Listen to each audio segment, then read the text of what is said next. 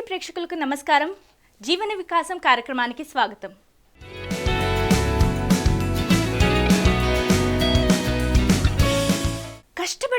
కష్టపడి చదువు ఈ విషయాన్ని మనం ఎన్నోసార్లు వినుంటాం, అవునా? మనము మన ఇంట్లో పిల్లలకి ఎన్నోసార్లు ఈ విషయాన్ని చెబుతూ ఉంటాము. కష్టపడాలి, నువ్వు కష్టపడితే నువ్వు జీవితంలో మంచి మార్కులు తెచ్చుకుంటావు, కష్టపడితే జీవితంలో ఎంతో డబ్బులు సంపాదిస్తావు, జీవితంలో ఎంతో ఎత్తుకు ఎదుగుతావు అని ఎన్నోసార్లు పిల్లలకి మనము కష్టపడి చదవాలి అనేసి వాళ్ళకి చెబుతూ ఉంటాం. వాళ్ళు కష్టపడి చదివితే ఎన్నో సాధించగలుగుతారు.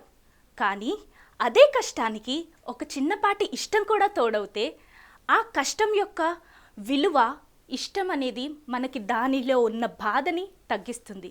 అదే మనం ఇవాళ తెలుసుకునే టాపిక్ స్టడీ స్కిల్స్. సో ఈ చదువుకోవడం అనేది అందరి పిల్లలు చేస్తూ ఉంటారు. కానీ ఎప్పుడు చదవాలి, ఎలా చదవాలి, ఎంత చదవాలి, ఇది తెలిస్తే తప్పకుండా ఒక విద్యార్థి దశలో ఎంతో ఉత్తీర్ణత సాధిస్తాడు అని తెలుసుకుందాం.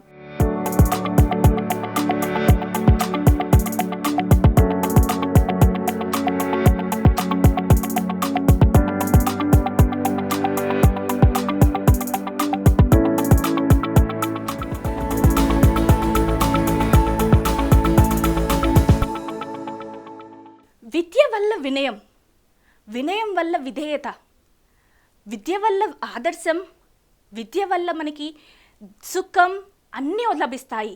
అంటే ఒక విద్యను అభ్యసిస్తే దాన్ని అనుసరించి ధర్మం, సుఖం, డబ్బు, సంపద అన్నీ మనకి వస్తూ ఉంటాయి. కాబట్టి మనం తెలుసుకోవాల్సిందేంటి, ప్రతి ఒక్క విద్యార్థికి విద్య యొక్క ఆవశ్యకత తెలియాలి. దాన్ని ఒక చిన్నపాటి ఉదాహరణతో చూద్దాం మనము. అంటే ఒక పిల్లవానికి మనం ఒక బ్యాట్, బాల్ ఇచ్చేసి ఆడుకోమని చెప్పేసి ఒక మైదానంలో వదిలేస్తే ఆ పిల్లవాడికి మనం రూల్స్ చెప్పలేదు, క్రికెట్ ఎలా ఆడాలో చెప్పలేదు, ఆ పిల్లవాడికి ఎలాంటి రెస్ట్రిక్షన్స్ లేకుండా ఆడుకోమని వదిలేసినప్పుడు ఎంతసేపు ఆడతానండి? ఆలోచిస్తే 15 నిమిషాలు, 20 నిమిషాలు, లేదంటే మహా అంటే ఒక అర్ధగంట ఆడతాడు. అదే పిల్లవాడికి నువ్వు క్రికెట్ ఎలా ఆడాలి ఫస్ట్ ట్రైనింగ్ ఇవ్వాలి. ఎలా ఆడితే తాను ఫేమస్ అవుతాడు, తాను ఆ క్రికెటర్గా నిరూపించుకోగలుగుతాడు. ఎన్నో స్కిల్స్ ఉంటాయండి. సో క్రికెట్ ఆడడం కూడా ఒక స్కిల్లే. కాబట్టి తనకి ఇష్టం ఉంది, క్రికెట్ అంటే ఇష్టం, కానీ ఆ ఇష్టాన్ని అలా వదిలేస్తే ఎంత ఉత్తీర్ణత అవుతాడు ఆ క్రికెట్ ఫీల్డ్లో అంటే మనం చెప్పలేము. కాబట్టి సరైన దిశానిర్దేశన ఉండాలి. ఆ పిల్లవానికి ట్రైనింగ్ ఇచ్చి నువ్వు కానీ క్రికెట్ చక్కగా ఆడి క్రికెట్లో గెలిస్తే, నువ్వు కానీ నీ నైపుణ్యాన్ని చక్కగా కనబరిస్తే నీకో ట్రోఫీ వస్తుంది, నువ్వు సక్సెస్ అవుతావు ఆ ఫీల్డ్లో అని చెప్పినప్పుడు ఆ పిల్లవాడు ఎంతో నైపుణ్యంతో పాటు తన సాయశక్తులా కష్టపడి విన్ అవ్వడానికి ట్రై చేస్తాడు. ఇక్కడ డిఫరెన్స్ ఏంటంటే ఎలా ఆడాలి అనేది తెలియకపోవడం ఫస్ట్ థింగ్. తెలిసిన తర్వాత దానిలో ఉన్న మెలకువలని ప్రదర్శిస్తున్నాడు. That is the second thing. విద్య కూడా అంతే సింపుల్ అండి. విద్య కష్టపడి చదివితే రాదండి. విద్య ఎంతో అపారమైనది, శాశ్వతమైనది. అది దొంగలొచ్చి మన దగ్గర ఉన్న డబ్బంతా తీసుకుపోగలుగుతారేమో కానీ మన దగ్గర ఉన్న నైపుణ్యాన్ని దొంగిలించలేరు. అదే విద్య యొక్క గొప్పతనం. నిన్ను ఈ లోకానికి పరిచయం చేస్తుంది విద్య. నీలో ఉన్న విద్య నిన్ను ఎంత ఎత్తుకు తీసుకెళ్తుందంటే నువ్వు ఊహించలేవు. కాబట్టి ఆ ఊహకి అందనంత రీతిలో కూడా నువ్వు సక్సెస్ని రుచి చూడాలంటే నీకు నువ్వుగా విద్యను అభ్యసించాలి. అది ఎప్పుడు జరుగుతుందంటే దానివల్ల పొందే ప్రయోజనం నీకు తెలిసిన నాడు. కానీ చాలా బాధాకరమైన విషయం ఏమిటంటే నేటి బాలలు ఏం చేస్తున్నారంటే చదువుతున్నారు, కష్టపడి చదువుతున్నారు, కానీ అక్కడ చిన్నపాటి ఇష్టం లోపిస్తుంది. అదే వాళ్ళు డిఫరెంట్ టెక్నిక్ ద్వారా డిఫరెంట్ అప్రోచెస్లో చదువుకుంటున్నట్లయితే వాళ్ళు తక్కువ టైంలో ఎక్కువ నేర్చుకోగలుగుతారు. మన ఇంట్లో పిల్లలకి ఒక 10 రూపాయలు ఇచ్చేసి వాళ్ళని ఏదైనా వస్తువు తీసుకురమ్మంటే 20 రూపాయల విలువ గల వస్తువు తీసుకొచ్చినప్పుడు అది మీకు సంతోషాన్ని ఇస్తుంది, అవునా? ఒక చిన్న వస్తువునే మనం అంతగా ఆలోచిస్తున్నప్పుడు తన భవిష్యత్తు, ఒక విద్యార్థికి తన ఫ్యూచర్లో తన భవిష్యత్తు ఎలా ఉండబోతుందో నిర్దేశించేదే ఈరోజు తను పెట్టే ఎఫర్ట్, ఆ విద్యను అభ్యసించడంలో తను చూపించే మెలకువలు, టెక్నిక్స్ ఇవన్నిటి ద్వారా తన ఫ్యూచర్ డిసైడ్ అవుతుంది. కాబట్టి భవిష్యత్తు గురించి ఆలోచించాలంటే ఒక పిల్లవాడు, ఒక విద్యార్థి తప్పకుండా ఆ టెక్నిక్స్ అన్నీ ఆలోచించాలి. ద వెరీ ఫస్ట్ థింగ్ ఏంటంటే విజువలైజేషన్ టెక్నిక్. అంటే మనము ఏది చదివినా కూడా మనం మోస్ట్లీ ఏం చేస్తామంటే 5 సెన్సెస్ని యూజ్ చేస్తాం. అదేంటంటే మన కళ్ళు, చెవి, ముక్కు ఇలా అన్నీ మన 5 సెన్సెస్ని వాడుతూ ఉంటాము. కానీ దాని ద్వారా ఏం చేస్తాము, చూసినప్పుడు మనం గుర్తుపెట్టుకుంటాము, విన్నప్పుడు దాన్ని స్పందిస్తూ ఉంటాము ఆ ఆడియో ద్వారా, దాన్ని మనం చెప్పడం ద్వారా, రిపీట్ చేయడం ద్వారా దాన్ని స్టోర్ చేసుకుంటాము. సో విద్య నేర్చుకోవడంలో ఇవన్నీ డిఫరెంట్ టెక్నిక్స్ అన్నమాట. ఇలా నేర్చుకుంటున్నప్పుడు మనం జస్ట్ విని చూడడం ద్వారా ఏం జరుగుతుందంటే just get stored in the short term memory. మనకి మెమరీ టైప్స్లో short term and long term అని డిఫరెంట్ మెమరీస్ ఉంటాయన్నమాట. సో ఇలా షార్ట్ టర్మ్ మెమరీలో స్టోర్ చేసుకున్న మెమరీని లాంగ్ టర్మ్లో మనము స్టోర్ చేసుకోవాలి, దాన్ని కన్వర్ట్ చేసుకోవాలి అంటే లాంగ్ డ్యూరేషన్ వరకు కూడా పిల్లలు గుర్తుపెట్టుకోవాలి అంటే వాళ్ళు ఏం చేయాలి, విన్నదాన్ని నోట్స్ ప్రిపేర్ చేసుకోవాలి. So what ever they listen, notes తన చేతి ద్వారా వాళ్ళు రాయడం ద్వారా దాన్ని ఎక్కువ లాంగ్ డ్యూరేషన్లో గుర్తుపెట్టుకోవడానికి ఆస్కారం ఉంటుంది. అండ్ విజువలైజేషన్ టెక్నిక్ వచ్చేసరికి నేను రీసెంట్గా ఒక స్కూల్కి వెళ్ళానండి. స్కూల్కి వెళ్ళినప్పుడు పిల్లలకి ఈ విజువలైజేషన్ టెక్నిక్ యొక్క గొప్పతనం చెప్పడానికి నేను అడిగాను వాళ్ళని ప్రశ్నలు. నేను ఒక మూవీ చూశానని చెప్పేసి నా యొక్క అనుభవాలను వాళ్ళతో షేర్ చేసుకున్నాను. ఆ మూవీ మీకు కూడా షేర్ చేస్తానండి. ఇన్ కేస్ మీరు కానీ కనెక్ట్ అవుతే మీరు కూడా ఆలోచిస్తూ ఉండండి. జస్ట్ ఇమాజిన్, మరీ రీసెంట్ కాదు, 2 years అయ్యింది. ఆ మూవీ పార్ట్ 1 అండ్ పార్ట్ 2 వచ్చిందండి. It's a sequel. పార్ట్ 1లో ఏం జరిగిందంటే హీరోని విలన్ చంపేస్తాడు. ఎక్కడైనా విలన్ని హీరో చంపేస్తాడు కదా, కానీ ఈ మూవీలో కొంచెం చిన్నపాటి చేంజ్ ఉంది. హీరోని విలన్ చంపేస్తాడు. అయితే ప్రేక్షకులంతా, ఆడియన్స్ అంతా ఎంతో ఉత్సాహం కనబరుస్తూ పార్ట్ 2 చూసారండి, ఎందుకు చంపాడా అని చెప్పేసి. అని నేను ఈ క్వశ్చన్ని అడిగాను. మీలో చాలామంది ఈ పిఎంసి ఛానల్లో టెలికాస్ట్ అయ్యి ఈ షో చూస్తున్న ప్రతి ఒక్కరు కూడా కనెక్ట్ అవ్వారనుకుంటా. ఆ మూవీ గురించి అడిగితే మీరు టక్కున బాహుబలి అని చెప్పేస్తారు. అదే పిల్లలు without even a second thought వాళ్ళు చెప్పేశారండి. I was very happy. Then నేను ఒక పిల్లని అడిగాను, మీకు సెకండ్ పీరియడ్ ఏ టీచర్ క్లాస్ తీసుకుంది, ఏం చెప్పింది చెప్పమన్నాను. టకటకా చెప్పేసేయాలన్నప్పుడు ఆ అమ్మాయి తడబడుతుంది. అంటే 2 సంవత్సరాల క్రితం వచ్చిన మూవీ గురించి అయితే పిల్లలందరూ చెప్పగలిగారు. అదే ఆ రోజు సెకండ్ పీరియడ్లో అప్పుడు మాత్రమే జరిగిన ఆ సంఘటన కానీ ఆ క్లాస్ గురించి కానీ ఆ పిల్ల చెప్పలేకపోయింది. అంటే అక్కడ ఏం జరుగుతుంది, మనము మూవీ చూస్తున్నప్పుడు ప్రతిదీ పిక్చర్ ఫామ్లో చూస్తామన్నమాట. సో మన మైండ్లో విజువలైజేషన్ టెక్నిక్ రన్ అవుతుంది. ప్రతిదీ కూడా మనం గుర్తుపెట్టుకుంటున్నాము. అక్కడ వాటర్ ఫాల్ ఉంది, వాటర్ ఫాల్ దగ్గర వాటర్ వస్తుంది, దెన్ తమన్నా వచ్చింది అని చెప్పేసి ఇలా అంతా ప్రతిదీ చూసాం కాబట్టి it gets registered in our mind. So మనం ఒక ఆన్సర్ చదివేటప్పుడు కూడా మనకి టెక్స్ట్ బుక్స్లో వాట్ ఎవర్ ఈస్ గివెన్ మనకి రిటన్ ఫామ్లో ఉంటుంది. And half of the book will have picture ఎక్స్ప్లెనేషన్తో పాటు ప్రతి టెక్స్ట్ బుక్లో కూడా irrespective of the classes diagrams కానీ పిక్చర్స్ కానీ టెక్స్ట్ బుక్లో ఉంటాయి. అంటే ఏది చదివినా కూడా పిక్చర్ ఫామ్లో మన మైండ్ ఈజీగా గుర్తుపెట్టుకుంటుంది. సో మీరు ఏది చదివినా కూడా try to related to a picture. ఇప్పుడు నేను యాపిల్ని ఊహించండి అని చెప్పాను అనుకోండి, అప్పుడు మీరు ఏం చేస్తారు, APPLE యాపిల్ అని స్టోర్ చేసుకోరు. మీ మైండ్ ఎలా స్టోర్ చేసుకుంటుంది, is it red Apple, is it green Apple, Apple అనగానే యాపిల్ పిక్చర్ మన మైండ్లోకి వచ్చేస్తుంది. అదేవిధంగా సేమ్ టెక్నిక్ పిల్లలు చదివేటప్పుడు యూజ్ చేయాలి. మన మైండ్ చాలా వండర్ఫుల్ అండి. It's one of the best creation of God. ఆ మైండ్ని ఎలా యూజ్ చేస్తున్నారు పిల్లలు అనేసి మీరు కూడా తెలుసుకోవాలి. మన మైండ్ ఎప్పుడు కూడా ఏదన్నా చిన్న విషయాన్ని కానీ, ఏదన్నా చిన్నగా ఉన్నదాన్ని లేదంటే పెద్దగా ఉన్నదాన్ని కానీ, లైక్ సైజ్ మ్యాటర్ అవుతుంది. అదేవిధంగా కలర్స్, డిఫరెంట్ కలర్స్ని గుర్తుపెట్టుకుంటుంది, అట్రాక్టివ్ థింగ్స్ని గుర్తుపెట్టుకుంటుంది, అండ్ సంథింగ్ విచ్ ఇస్ ఫన్నీగా ఉంటే కూడా గుర్తుపెట్టుకుంటుంది. So try to relate the answer. ఏది చదివినా కూడా try to visualise that in the form of picture ఫామ్లో గుర్తుపెట్టుకొని విజువలైజేషన్ టెక్నిక్ ద్వారా you can get the best answers from any child. That is one method. ఆ తర్వాత ముందుకెళ్తే మనము ఏది చదివినా కూడా when we hear, when we see, almost 10%, 20%, 30% మనం నేర్చుకోగలుగుతాము. కానీ దాన్ని మనం రాయడం ద్వారా, ఒక బుక్ మెయింటైన్ చేయడం ద్వారా 90% మనం నేర్చుకుంటాం. దాన్ని 100% నేర్చుకోవాలని ఎవరికి ఉండదండి? మీకైనా నాకైనా 100 మార్క్స్ వస్తే we will be the best one to be happy. కాబట్టి 100% మీకు నేర్చుకున్నది మీకు రావాలి అనుకుంటే మీరు ఇంకొకరికి చెప్పాలి. So let it be a small answer. ఒక చిన్న ఆన్సర్ అయినా కానీ, ఒక లాంగ్ ఆన్సర్ అయినా కానీ, ట్రై టు టీచ్ అదర్స్. ఈ ద్వారా పిల్లలకి లాంగ్ టర్మ్ మెమరీలో స్టోర్ చేసుకునే ఆస్కారం చాలా ఎక్కువగా ఉంటుంది. దాన్ని బట్టి మనం ఏం తెలుసుకోవచ్చు అంటే, మనం ఎప్పుడైనా కూడా మనం చదివింది మనతో పాటు పెట్టుకోవడం కాకుండా 10 మందికి చదివి వినిపించడం ద్వారా, నేర్పించడం ద్వారా మనం చదువుకున్న విద్య రెట్టింపు అవుతుంది. కాబట్టి this is one of the best way to improve your technique of learning anything.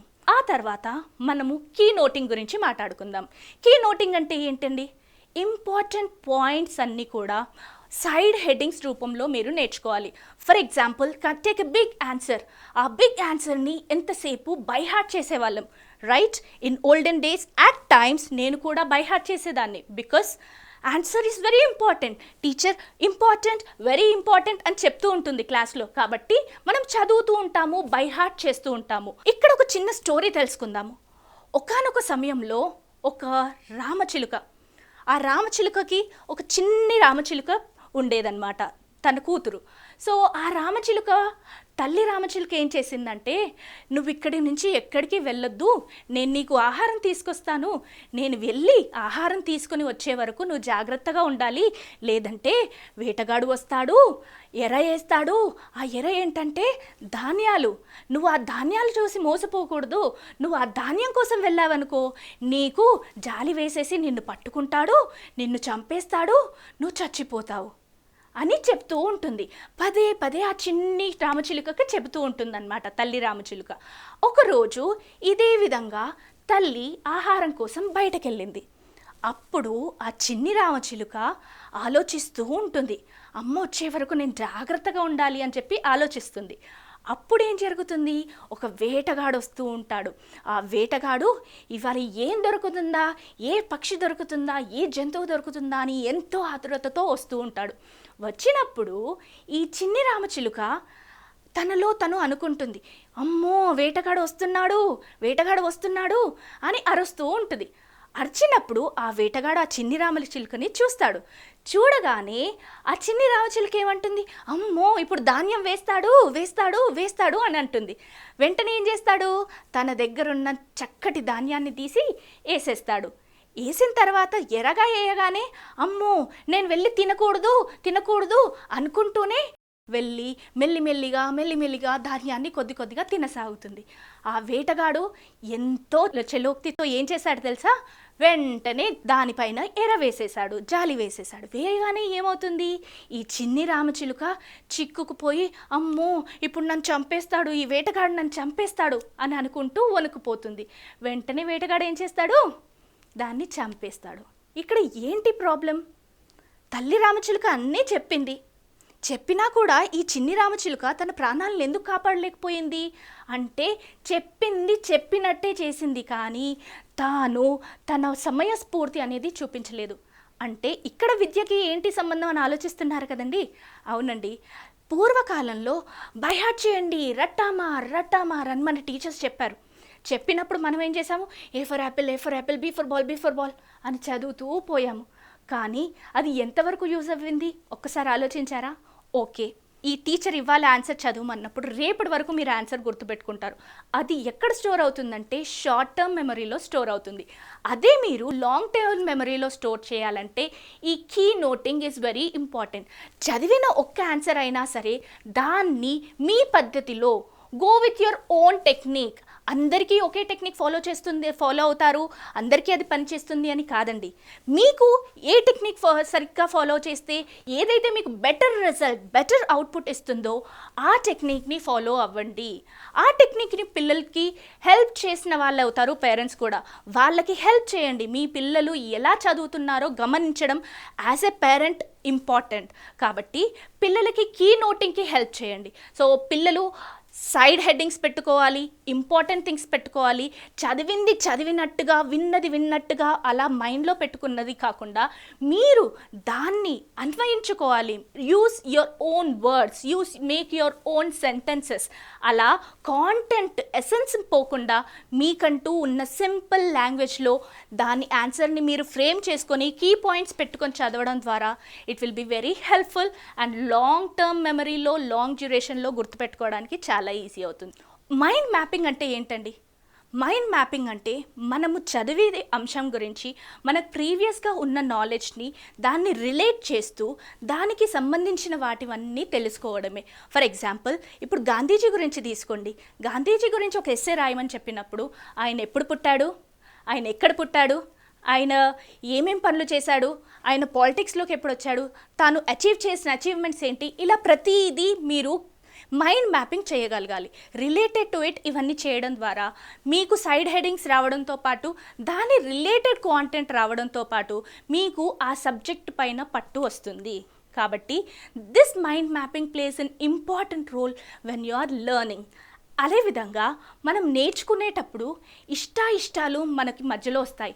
అంటే కొంతమంది పిల్లలకి నాకు ఇంగ్లీష్ అంటే చాలా ఇష్టం, నాకు మ్యాథ్స్ అంటే చాలా భయం అనే ఒక థాట్ ప్రాసెస్, వాళ్ళకి ప్రీ అస్యూమ్డ్ థాట్ ప్రాసెస్లో ఉంటారు. కానీ నిజానికి ఇది ఎక్కువ ఇష్టం, ఇది తక్కువ ఇష్టం అని సబ్జెక్ట్ని అలా జడ్జ్ చేయకూడదండి. ఏ సబ్జెక్ట్ అయినా కూడా ఇష్టంతో చదవగలగాలి. సో నాకు మ్యాథ్స్ సబ్జెక్ట్ అంటే చాలా భయం, నాకు ఇంగ్లీష్ సబ్జెక్ట్ అంటే చాలా ఇష్టం అని ప్రీ అస్యూమ్ థాట్స్లో ఉంటారు పిల్లలు.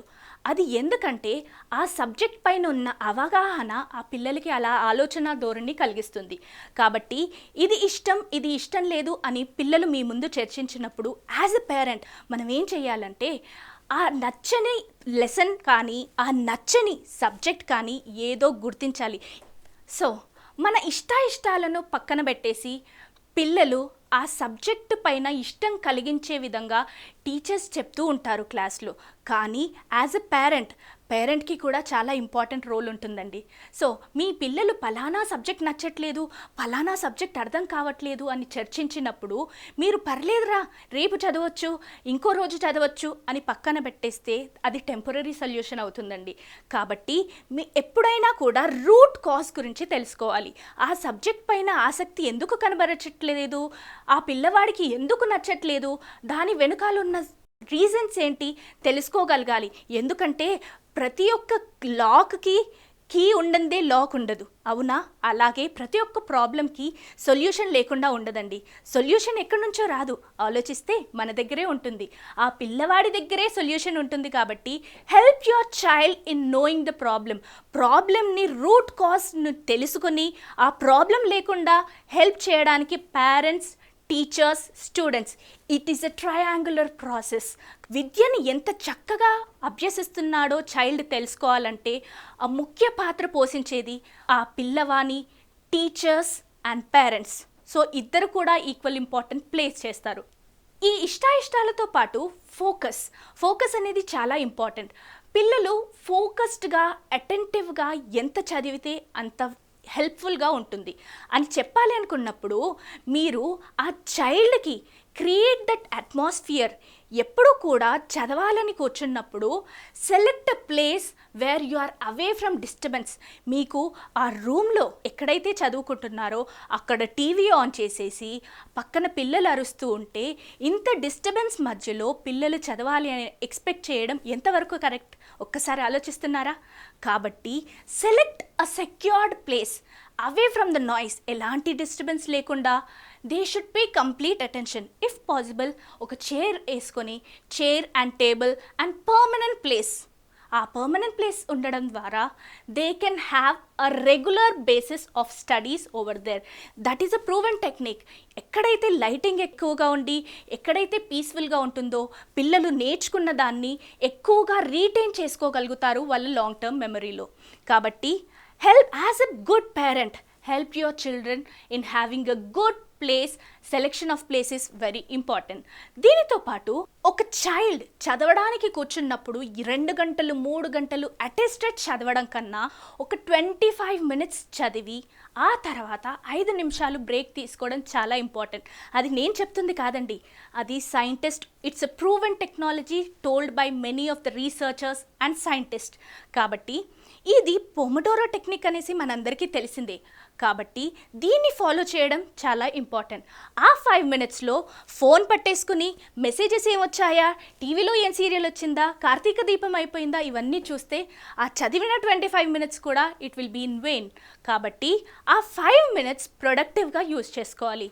Let it be going out for a walk, ఆ కూర్చున్న ప్లేస్ నుంచి ఒక 5 minutes అక్కడే తిరగడము, going out to take fresh air, ఇవన్నీ చేయడం ద్వారా it relaxes his or her mind. ఆ తర్వాత నెక్స్ట్ చదవడానికి కాన్సన్ట్రేషన్ ఇంప్రూవ్ చేస్తుంది. So taking breaks and reading in chunks చాలా ఇంపార్టెంట్. అదేవిధంగా మన రియల్ లైఫ్ సినారియోలో చెక్ చేస్తే చాలామంది పిల్లలకి ఎగ్జామ్ ఫియర్ ఉంటుంది. ఎగ్జామ్స్ ఉన్నప్పుడు 1 day బ్యాటింగ్ చేయడానికి ఇష్టపడతారు. అది మోస్ట్లీ హై స్కూల్ స్టూడెంట్స్. ఏముంది, ఇయర్ అంతా చదివింది పక్కనే ఒక ఎత్తు, ఆ రోజు ఒక్కటి రోజు చదివింది ఇంకో ఎత్తు అని అనుకుంటారు. కానీ మోస్ట్ ఆఫ్ ద రీసెర్చర్స్ వాళ్ళు రీసెర్చ్ చేసి చెప్పింది ఏంటంటే, ఆఫ్టర్ రీడింగ్ మనం ఏదైతే రీడ్ చేస్తామో, ఏదైతే we store it in our memory, when we don't have proper sleep, that is 7 hours sleep is very important. కాబట్టి ఆ 7 hours స్లీప్ నైట్ అంతా పడుకోకుండా చదవడం ద్వారా 25% of what ever we have learn అది మర్చిపోతారు. సో మీరు ఏం చెయ్యక్కర్లేదు, ఎగ్జామ్కి వెళ్తూనే మీరు చదివిన దాంట్లోంచి 25% డిలీట్ చేసుకొని వెళ్తున్నారనమాట. ఈ లాజిక్ మిస్ అవ్వడం ద్వారా స్టూడెంట్స్ చాలామంది ఇబ్బంది పడుతుంటారు. పేరెంట్స్ అంటూ ఉంటారు, మా అబ్బాయి రాత్రంతా చదివాడండి, మా అబ్బాయి ఎంతో కష్టపడి చదివాడండి, కానీ అనుకున్న మార్కులు రాలేదు. అంటే అక్కడ చూస్తే question paper is same for all the students. అందరూ రాసేది అవే క్వశ్చన్, అందరికీ టీచ్ చేసింది ఒకే టీచర్. సేమ్ టీచర్ చెప్పినా కూడా, సేమ్ బుక్స్ ఉన్నా కూడా, సేమ్ సబ్జెక్ట్ చదివినా కూడా, సేమ్ నాలెడ్జ్ షేర్ చేసి గెయిన్ చేసుకున్నా కూడా మార్క్స్ మాత్రం తేడా వస్తుంది. క్లాస్లో చూస్తే 10 మంది పిల్లల్లో ఒక్కరికి మాత్రమే ఫస్ట్ వస్తుంది. అంటే వాళ్ళకి ఎక్కువ బ్రెయిన్, వీళ్ళకి తక్కువ బ్రెయిన్ ఉందంటారా? లేదండి. దేవుడు మనమైనా కొన్నిసార్లు ఎక్కువలు తక్కువలు చూపిస్తాం మనుషుల్లో, కానీ దేవుడు ఎప్పుడు అలా చేయలేదు. అందరికీ సరి సమానమైన బ్రెయిన్ ఇచ్చాడు. దాన్ని ఎంత యూజ్ చేస్తున్నాం అనేది మన చేతుల్లో ఉంది. కాబట్టి ప్రతి ఒక్క పిల్లవాడు ఎంత చదువుతున్నాడు, ఎంత యూజ్ చేసుకుంటున్నాడు మెమరీ అనేది తన రిజల్ట్ని చూపిస్తుంది. So it is directly proportional to the hard work which they put in learning a skill. So ఇలా విద్యను అభ్యసించేటప్పుడు మనకి టైం చాలా ఇంపార్టెంట్ అని తెలుసుకున్నాము. అదేవిధంగా మనం పోగో టెక్నిక్ గురించి కూడా తెలుసుకుందాం. ఇక్కడ పోగో అనేది ఒక యాక్రోనిమ్ అండి. అంటే where P stands for procrastination. Procrastination అంటే వాయిదా వేయడం. అంటే ఇక్కడ ఏం చేస్తారంటే పిల్లలు, రేపు చదువుదాంలే, రేపు కాకపోతే ఇంకో రోజు చదువుదాంలే, లేదంటే ఎగ్జామ్ ముందు చదువుదాంలే అని ప్రోక్రాస్టినేట్ చేస్తూ వాయిదా వేస్తూ పోతుంటారు. దానివల్ల they will run short of time during the exam. So procrastination is not allowed. అదేవిధంగా O stands for overthinking. చాలా ఆలోచిస్తూ ఉంటారు. క్లాస్లో డౌట్ రావడం, చిన్నపాటి ఆలోచనతోటే ఆ డౌట్ వస్తుంది. అక్కడితో ఆగుతారా? ఆ డౌట్ నేను అడిగితే తోటి విద్యార్థులు ఏమనుకుంటారో అని ఆలోచిస్తూ ఉంటారు. ఒక విధంగా అడిగినా కూడా టీచర్ నీకేం తెలుసురా కూర్చో అని కొన్నిసార్లు అంటూ ఉన్నప్పుడు అక్కడ పిల్లవాడు ఏం చేస్తారు, ఇన్ఫీరియారిటీ డెవలప్ చేసేసుకొని ఎక్కువగా ఆలోచిస్తాడు. నేను ఇలా అంటే టీచర్ ఇలా అంటుంది అని అదంతా ఊహించుకోవడం. కానీ నిజానికి ఎప్పుడు కూడా టీచర్ అలా అనదండి. దాన్ని ఓవర్ థింకింగ్ అంటారు. So over thinking is not allowed. అదేవిధంగా జీ స్టాండ్స్ ఫర్ గాసిపింగ్. నువ్వెంత చదివావు, ఈ క్వశ్చన్ చదివావా, కాల్స్ చేసేయడం. అవును, ఇంకా మనకు 4 hours ఉంది, ఇంపార్టెంట్ ఆన్సర్స్ అన్నీ చదివావా, నీకేదన్నా ఈ ఆన్సర్ వచ్చిందా? ఇలా గాసిపింగ్లోనే half of the time waste చేసేస్తారు పిల్లలు. ఇలా గాసిపింగ్ చేయడం ద్వారా మీ టైం లూజ్ అవ్వడం కాకుండా ఆ ఫ్రెండ్ యొక్క టైంని కూడా మీరు లూజ్ చేస్తున్నారు. Time is very effective. ఎంతో డబ్బులు ఇచ్చినా కానీ మనము టైంని కొనుక్కోలేమండి. సమయం చాలా విలువైనది. It is very precious. కాబట్టి ఎగ్జామ్ టైంలో ఆ సమయం యొక్క విలువ ఒక విద్యార్థిని అడిగే మనం తెలుసుకోవచ్చు. So gossiping is not allowed during any time while you are learning anything. This this brings me to the next O in POGO. Next O వచ్చేసి ఓవర్ ఎక్స్పెక్టింగ్, అంటే ఎక్స్పెక్టేషన్స్ మించి ఉండడం, అంటే అనుకున్న దానికన్నా ఎక్కువ ఎక్స్పెక్ట్ చేయడం. ఫర్ ఎగ్జాంపుల్, చైల్డ్ చదివిన దానికి 40 మార్క్స్ సెక్యూర్ చేశారనుకోండి అవుట్ ఆఫ్ 50, కానీ మీరు ఎక్స్పెక్ట్ చేసేది మాత్రం నాకు 49, 48 రావాలని. అక్కడ ఏమైపోతుందంటే 40 వచ్చాయన్న హ్యాపీనెస్ ఉండదు, 48 రాలేదు అన్న బాధ ఎక్కువ ఉంటుంది.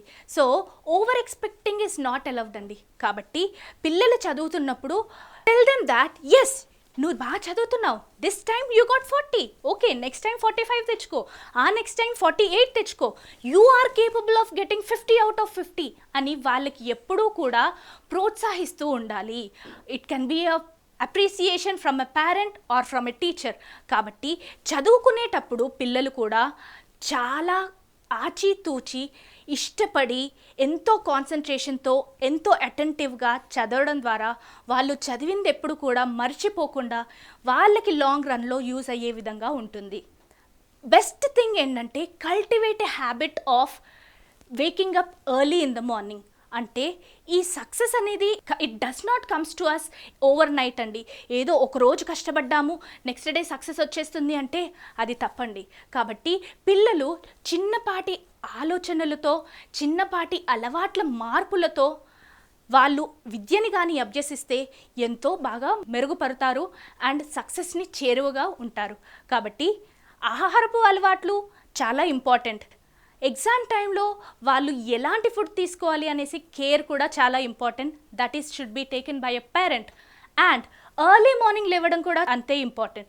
మనము ఈవినింగ్స్ 2 hours చదివినా కూడా అది equal to ½ an hour in the morning. So పొద్దున్నే లేవడం ఎంత ఇంపార్టెంట్ అంటే ఆ లేచిన ½ an hour కానీ 15 minutes కానీ వాళ్ళు చక్కగా చదువుకునే ఏర్పాట్లు చేయడం ద్వారా, వాళ్ళు చదవడం ద్వారా ఆ చదివింది ఎంతో ఉపయోగపడుతుంది.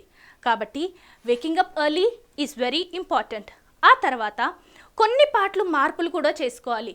లైక్ ఈ మధ్య కరోనా టైంలో పిల్లలు చాలా వరకు టీవీస్ చూస్తూ ఉండడం, మొబైల్స్కి అడిక్ట్ అవ్వడం, పబ్జీ గేమ్స్ ఆడడం, ఇలా చాలా వరకు కూడా సోషల్ మీడియాకి అట్రాక్ట్ అవ్వడం ద్వారా వాళ్ళకి ఇష్టం అనేది తగ్గిపోతుంది. స్టడీస్ పైన కాన్సన్ట్రేషన్ కూడా చాలా డైవర్ట్ అయ్యింది. కాబట్టి ఈ స్టడీ స్కిల్స్ని యూజ్ చేసి వాళ్ళు చక్కగా చదువుకోవడం ద్వారా ఈ మార్పులన్నీ, వీటన్నిటిని ఏదైతే నీకు అడ్డుకట్టుగా ఉంటుందో, ఏదైతే బ్యారియర్ లాగా ఉంటుందో నువ్వు విద్యను అభ్యసించేటప్పుడు, అలాంటివన్నీ పారద్రోలే విధంగా పిల్లలు, విద్యార్థులు ఎంతో నైపుణ్యాన్ని కనబరుస్తూ విద్యను అభ్యసిస్తే ఎంతో సక్సెస్ని పొందుతారని తెలుపుతూ ఈరోజు ఈ సెషన్ని ముగిస్తున్నాను. సో ఇప్పటి వరకు విద్యని ఎలా అభ్యసించాలి, ఎంత నేర్చుకోవాలి, ఎప్పుడు నేర్చుకోవాలి, ఎలా నేర్చుకోవాలి, ఇవన్నీ తెలుసుకున్నారు. అండ్ ఈ సెషన్ని కానీ మీరు మిస్ అవుతే పర్వాలేదండి, యూట్యూబ్లో కూడా టెలికాస్ట్ అవుతుంది, తప్పక వీక్షించండి. అండ్ చూసింది మీరు మీ నిజ జీవితంలో అన్వయించడానికి, మీ పిల్లలకి చక్కటి విద్యాబుద్ధులు నేర్పించడానికి ప్రోత్సహించండి. ఇది ఇవాల్టి కార్యక్రమం. మరొక కార్యక్రమంలో మళ్ళీ కలుద్దాం. అంతవరకు సెలవు. నమస్తే.